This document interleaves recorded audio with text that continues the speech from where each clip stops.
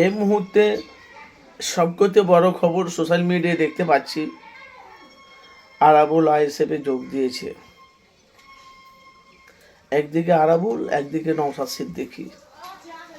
লড়াইটা কিন্তু ব্যাপক হারে লড়াই হবে 2026 বিধানসভা ভোটে। আমরা জানি নওশাদ সিদ্দিকী ভিডিও কিন্তু এখনও সারা পশ্চিম বাংলা ঘুরে বেড়াচ্ছে, নেট মানে ফেসবুক আর নেটে, ইউটিউবে। কেন বলেন তো? ওই ভাঙড়ের এলাকার আশেপাশে কিছু মিডিয়া বলেছিল আরাবুলকে দল থেকে সাসপেন্ড করা হয়েছে, ওনাকে জেল খাটানো হয়েছে, জেল থেকে বেরিয়ে এসেছে। আরাবুল যদি আপনার দলে যদি আসে, আপনি কি আরাবুলকে নেবেন? নওশাদ সিদ্দিকী ভাইজান বলেছে নেব না।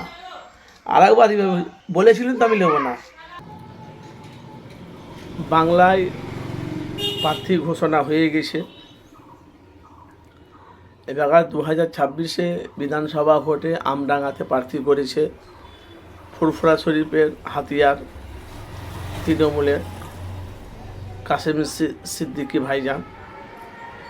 আমডাঙ্গাতে যারা তৃণমূলের দলে যারা ছিল, যে এমএলএ বিধায়ক ছিল, তাকে কিন্তু আমডাঙ্গার মানুষ তাকেই চাইছে, কাসেমকে চাইছে না। এই কারণে তোলাবাজ, চিটিংবাজ, দাগাবাজ যত তৃণমূলে লুটে ফুটে খেয়েছে ভাঙড়ে, তাদেরকে জব্দ করার জন্য কাসেম সিদ্দিকী যেই যা ঘাপলা করেছে, যেই যা করেছে না করেছে, বিধানসভা ভোটের পরে এই আমডাঙ্গাতে উন্নয়ন আনবো আমি কাসেম সিদ্দিকী, আর যারা ঘাপলা করেছে তাদের ঘাপলা করা পুরো বন্ধ হয়ে যাবে।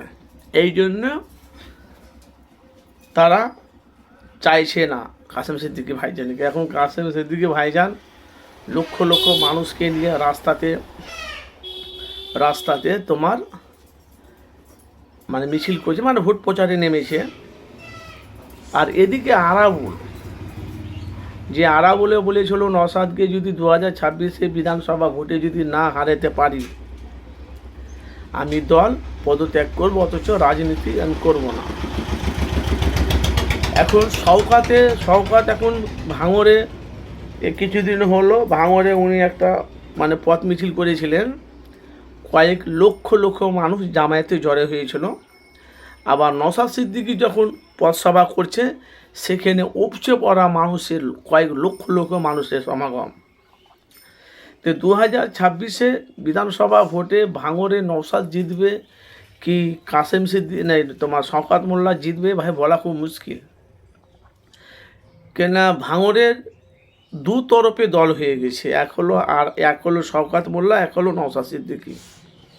কিছুদিন আগে আমরা দেখলাম রাতের বেলায় শওকত মোল্লা গাড়ি যাচ্ছিল, সেখানে চোর চোর চোর চোর চোর বলে স্লোগান। তৃণমূলের কি তার কর্মীটার নাম, তার পিছনকার গাড়ির হেডলাইটকে, 4 চাকা হেডলাইটকে ভেঙে দিয়েছে। তো এই নিয়ে এখন শওকত মোল্লা মিডিয়া মুখোমুখি বলছে 2021 যেভাবে চিটিং করে দাগাবাজ করে যেভাবে ভাঙড়ে জিতেছিল, সে গুড়ে বালি 2026 সে চ্যালেঞ্জটা নওশাদকে আমরা দেবো না। কেন আমরা দেখতে পাচ্ছি 2026 বিধানসভা ভোটে ভাঙড়ে এবারকার এখন দেখতে পাচ্ছি একদিকে নওশাদ সিদ্দিকী, একদিকে ক্যানিং পূর্বে আরাবুল, আর ভাঙড়ে হলো নওশাদ সিদ্দিকী। তাহলে দুই তরফের হাড্ডাহাড্ডি লড়াই। মুর্শিদাবাদে কয়েকটা জায়গাতে একাধিক প্রার্থী ঘোষণা করেছে।